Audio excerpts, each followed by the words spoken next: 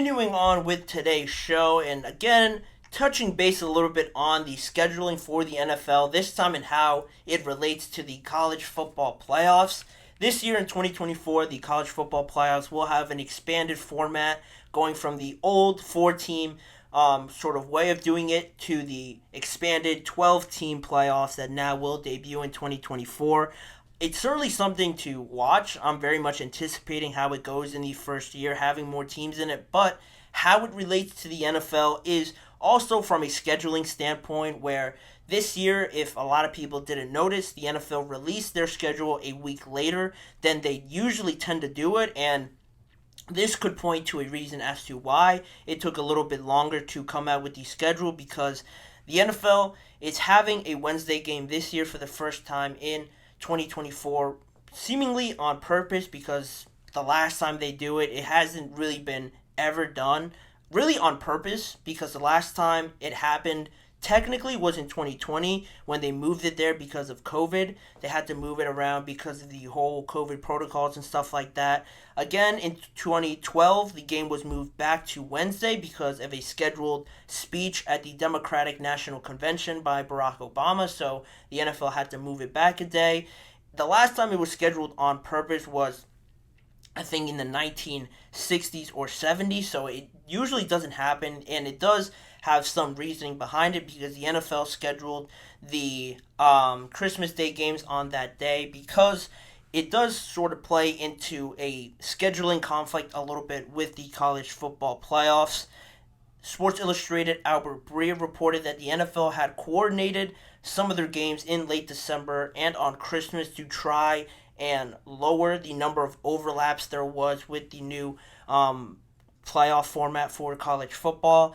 Specifically, Albert Breer said on the whole situation with the scheduling, my understanding is that the NFL was in contact with college football power brokers on conflicts between its schedule and the college football playoff. The reason they put two games and not three and left the primetime window open on December 21st was in deference to college football, and that makes sense because last year we got a triple header on Christmas Day, and now this year we only get two games for the NFL, which will be streaming on Netflix, and that also has to do with this whole situation that I will touch on a little bit later in this segment. But really, the NFL had to schedule games on that same Saturday, December 21st, because if they wanted to play on Christmas Day, which they obviously were going to do with how well it was received last year and how they received a lot of great feedback, there was no way they weren't going to do it again, even if it was on a Wednesday like it obviously is.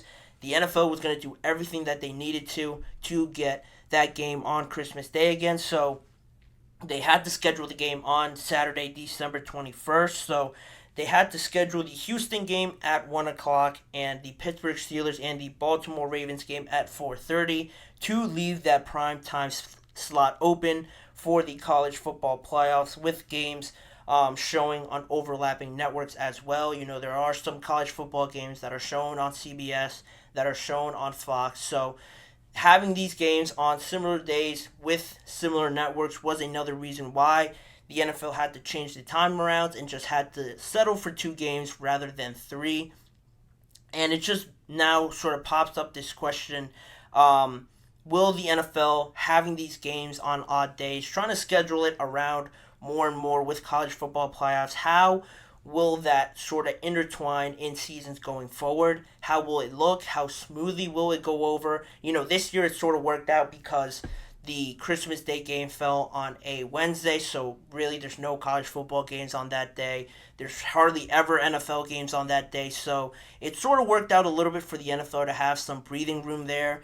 The only or the only overlaps that show up on the schedule for NFL games with college football games, out of the total 11 college football playoff games, there will only be two NFL conflicts with those games, which is not bad considering all the NFL has to go through with the international games, scheduling the Christmas Day games, scheduling the byes so teams have the necessary amount of rest, and also now being in uncharted territory because the college football playoffs has never obviously been this big, so dealing with all of that, to have only 2 overlaps is not bad at all. And like again, it begs that question now: how will this look going forward?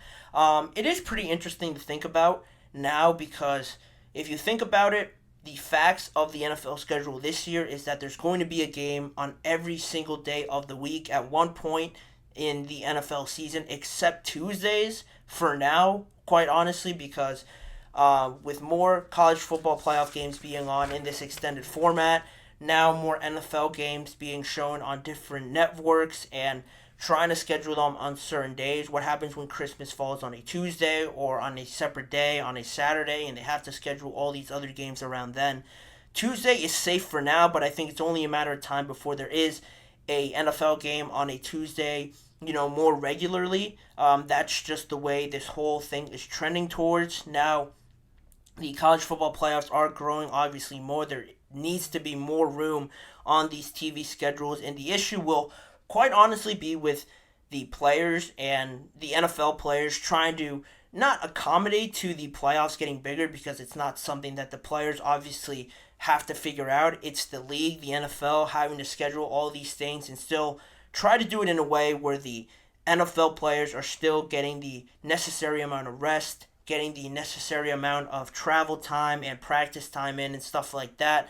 How that all sits with the NFL players more and more as more international games are introduced, trying to work around the playoff schedule. Now you're playing on Christmas Day, on Netflix and things like that, on Saturdays, and just on odd days. It will be received, I'm sure, all right by some players, but certainly some older players in the NFL might not be too fond of all these changes coming in so quickly. So how that all develops and how maybe the NFL takes that into account will be something to watch over the next few years. Also, with Netflix now getting involved, I'm not saying that it's going to grow exponentially in the next year or two. The NFL would hope that it does, and generate more eyes on the NFL, more revenue, as well as Netflix would certainly like that. But it does create more of an opportunity now for other sports to kind of dip their toe into that uncharted territory with Netflix and live sports. I'm sure a lot of sports around the United States will certainly look and be watching those games on Christmas, how it looks, how it is portrayed and broadcasted out to everybody. And if these other sports are satisfied with what they see,